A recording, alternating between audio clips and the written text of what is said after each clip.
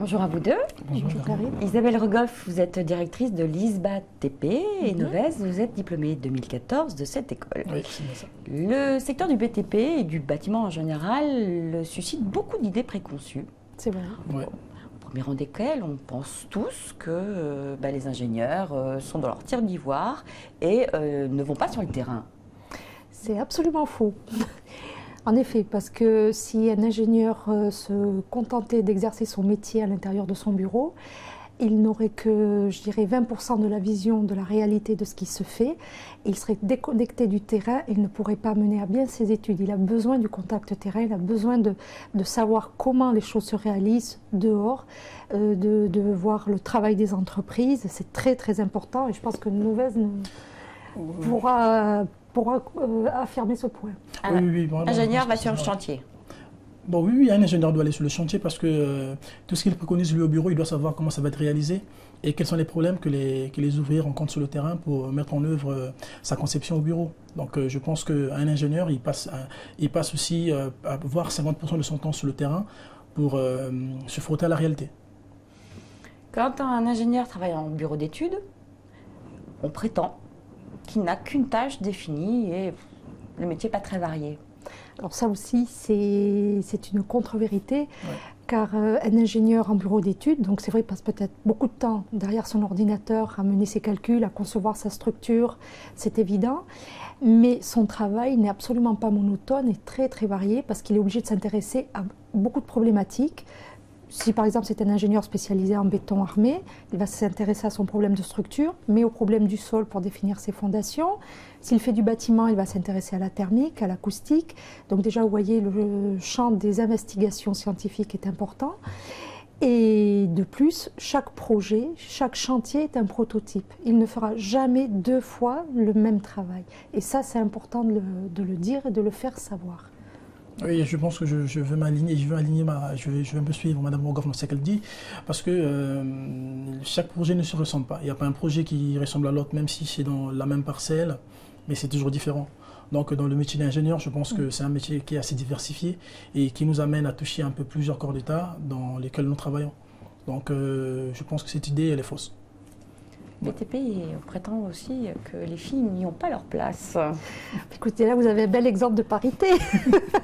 Vous avez un homme et une femme pour vous parler du métier. Donc, non, heureusement. Et vous-même avez exercé. Et moi, je l'ai exercé, bien évidemment, pendant plus de 20 ans, avant de devenir la directrice de cette école. Et il faut savoir, et heureusement, que la place est faite de plus en plus aux femmes, que ce soit en bureau d'études, bureau de contrôle, sur les chantiers, dans les entreprises, à la direction de travaux. Donc je pense que cette mixité a apporté beaucoup dans ce métier. Elle est vérifiée dans vos promotions ? Alors hélas, non, pas encore, parce que dans nos promotions, on a seulement à peine 10% de présence féminine. Mais nous espérons que petit à petit, les filles viendront de plus en plus vers nos métiers. Dans le milieu, vous l'avez vérifié par contre en revanche dans le milieu professionnel ? Oui, dans le milieu professionnel. Par exemple, moi je travaille aussi avec des femmes qui sont des ingénieurs comme moi. Avec nous travaillons ensemble, elles sont aussi efficaces d'un point de vue technique que d'un point de vue professionnel. Donc je pense que la présence féminine dans le domaine est en train de prendre son essor. Et je pense que dans les années à venir, on va retrouver plusieurs femmes dans le domaine. Alors les chefs-d'œuvre que vous construisez, on a tendance à penser que seuls les architectes ont le mérite de l'avoir fait. Donc les ingénieurs sont dans l'ombre, à juste titre ? Alors oui, ils sont dans l'ombre parce que c'est vrai qu'on parle très peu de leurs interventions, mais tous les beaux projets architecturaux qu'il nous est donné de voir n'existeraient pas s'il n'y avait pas eu l'ingéniosité, l'inventivité des ingénieurs pour faire en sorte que les structures sorties tout droit de l'imagination des architectes puissent tenir, puissent être construites. Et même, ça va au-delà de la justification des structures, c'est aussi définir les principes constructifs pour faire de tels chefs-d'œuvre. L'exemple récent qui me vient en mémoire, c'est le musée des Confluences à Lyon, qui se veut être un nuage par l'architecte qui l'a conçu. Mais pour faire tenir ce nuage, il a fallu beaucoup de travail d'ingénieur et d'ingéniosité. Donc derrière tout grand architecte, il y a un ingénieur. Ah oui, c'est ça, c'est comme la face cachée de l'iceberg en fait. Quand on voit l'iceberg, on voit que ce que se fait voir, ça c'est l'architecte, mais en bas, ce sont des ingénieurs qui s'y attellent pour faire tenir le projet. Et vous êtes arrivé d'intervenir dans le projet d'un architecte en disant c'est pas viable. Ah oui, oui, oui, on est même arrivé à faire changer les idées des architectes en leur disant que ce qu'ils ont dessiné sur les plans, ça ne passerait pas d'un point de vue technique. Donc les ingénieurs, quand nous parlons avec les architectes après, ils affinent leur projet par rapport au retour des ingénieurs.